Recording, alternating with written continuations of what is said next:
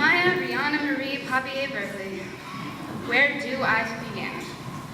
She's quite an interesting character. Maya is crazy smart, funny, and just an all-around awesome person, but sometimes she's a little, how do I say this delicately, forgetful. And she forgets some pretty basic things, like how to sit down. Last year, Maya and I and some of our friends were hanging out in the basement hallway, and she was standing. She decided she wanted to sit down, but didn't know how. Her solution to this dilemma? To throw herself backwards into the wall and slide down, and all the while groaning in pain because, shockingly enough, her back hurt. Now, yes, Maya is forgetful and a little bit, well, crazy, but she's an amazing friend who is willing to sit there and help you through any crisis, and trust me, I know she's helped me through a lot. And Maya, even though your nagging about me getting schoolwork done is a little annoying, I know you mean it in the best way possible. You're going to go so far in college next year and in life. I'm going to miss you so much next year, and frankly, I don't know how I'm going to get on without you by my side. I love you so much. Good luck on your speech.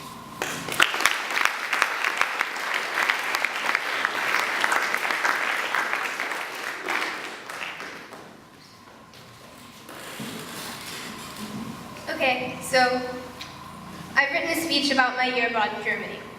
It's really boring. Plus, I don't think that's what you need to hear, and that's definitely not what I need to say. So, now I'm terrified because I'm on a stage with a microphone in front of you.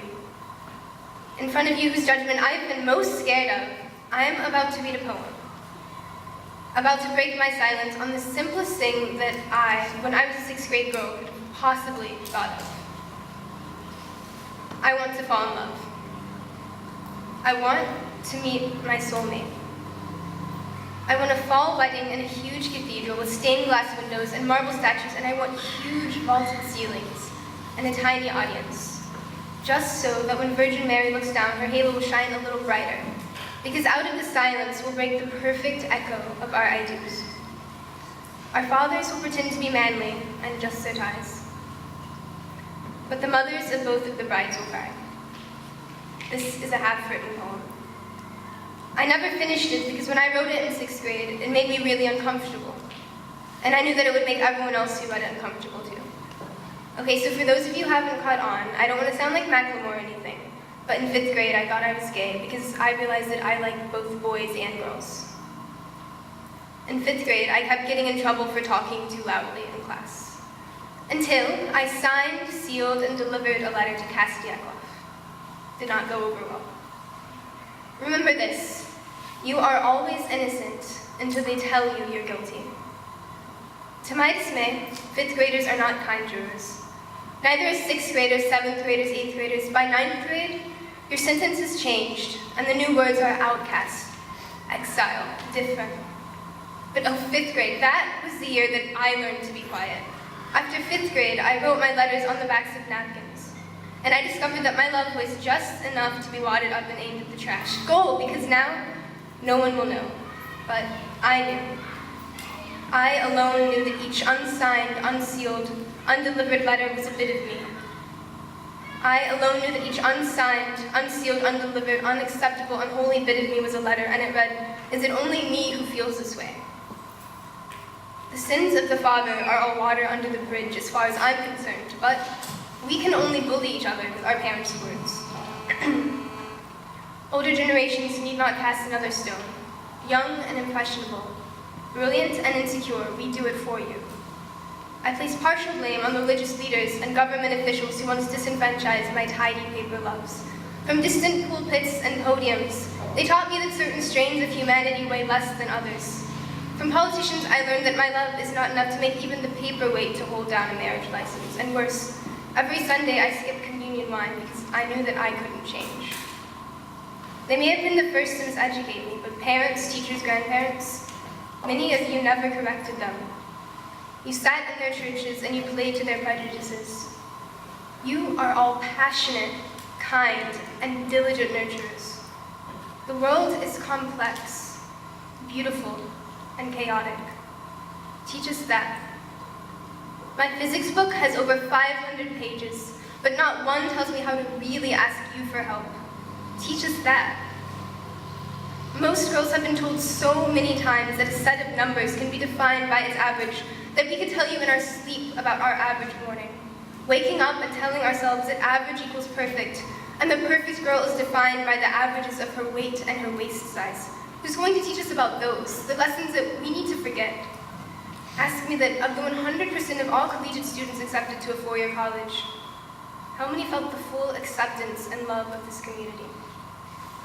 The annual number of youth suicides is 4,600. That is 4,600 students per year who knew the basics of algebra, the periodic table, that the mitochondria are powerhouses of the cell, but did not know the measure of their own worth. Why is that? It's because when a student breaks in school, they do not make a sound. So we cannot calculate the losses. But will you still listen? Numerous personal anecdotes tell me that I'm not the only one who grew up this way. Sticks and stones may break your bones, but ask any diplomat. Words make war. And sometimes middle and high school are battlegrounds, and we fight daily the labels of too fat, too gay, too weird, too skinny, too stupid, too unpopular to be anything, even as we fire these things at each other. The truth is we're all battling fear, but sometimes, soldier, the hardest part of the war is letting it be over. If you weren't listening before, please listen now, because I don't know how many times in your life you're going to get to hear this. You are flawed. You will always be imperfect. And there is absolutely no reason to change that. We are as much our failures as we are our successes. And because of this, we face a choice. Bury them, forget, and lose part of yourself in the process. Or choose not to hide the scars. My message for you is best delivered in the words of my favorite author. All the old injuries have been renamed. Bury them, forget. You have nothing to lose but your chains. However, I don't happen to agree. If chained is where you have been, your arms will always bear the marks of the shackles. What you have to lose is your own story, your own slant. You'll look at the scars on your arms and see mere ugliness. You'll take great care to look away and see nothing. Either way, you have no words for the story of where you came from. So this is what I choose. To move on optimistically, courageously, without ever forgetting where I have been. As someone who was once very ashamed of who I was, I can tell you that the day that I learned to love my past was the day that I learned to love myself. This speech was for all of you. More specifically, for everyone in the audience who has managed to stay awake. I know that my speech confronts some things that senior speeches normally don't. And you may think that I have gone too far. There are, after all, some things that we just don't talk about. You're right. I have gone too far, and I will go farther. If only to prove to you that you are always worth the extra mile. Be kind to yourselves, collegiate. Thank you.